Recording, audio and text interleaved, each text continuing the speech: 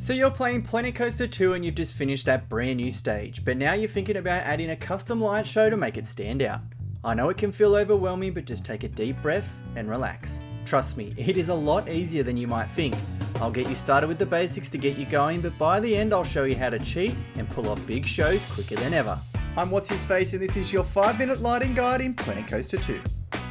Let's cut the music and jump straight in. We'll start with the assumption that you've already completed your stage. I'll be using the one I built in our last video, and today we'll only be focusing on lights. But these cheats do apply for anything you do in the sequencer. So this is the first thing that I do. Rather than complete the whole thing together, I simply draw an imaginary line to split the stage in two. Then you only need to complete smaller sections of lighting that you can copy over later. I've used this in every show I've made, and that line can be split into any number of parts. For example, my earlier stages were simply divided down the middle. Then they started to get more and more advanced, but the same rules still applied. Let's see if you can guess where the lines would be for something like this. And what about something just a little more complicated?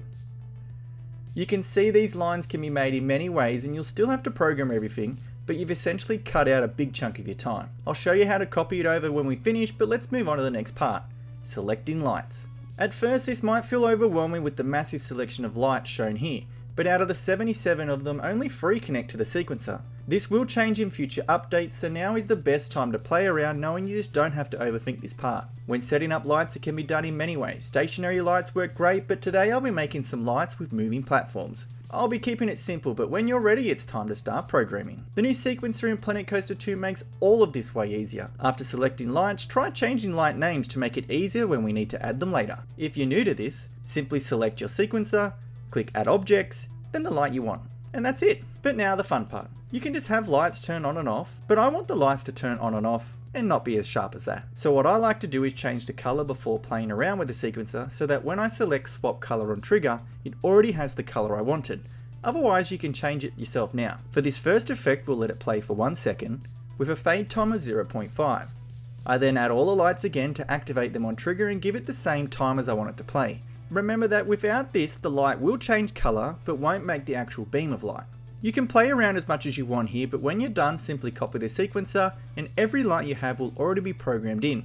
So you simply open it up, move things around, maybe change up times and create completely different effects. I like to set up signs so I can keep track of things while I work, but you can repeat this process over and over, creating hundreds of combinations. Today I've simply gone with a left to right pulse, a pulse right to left, a center pulse, and then just a quick strobe.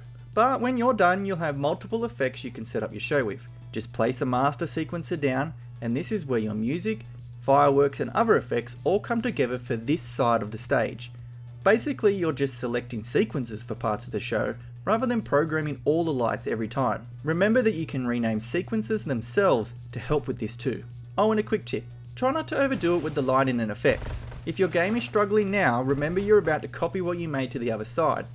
So find a nice balance where your console or PC doesn't sound like it's taking off when playing just this side alone. Today I built this on the ground to show you that when you're copying this, you don't want the whole stage as well. You just want the lights and whatever they're attached to. So when building your stage, remember to keep what you're copying separate from the stage, otherwise you'll have to delete all them segments later. For this demo, just select what you needed, including lights, truss, and then all sequences, and then just click Save as Blueprint.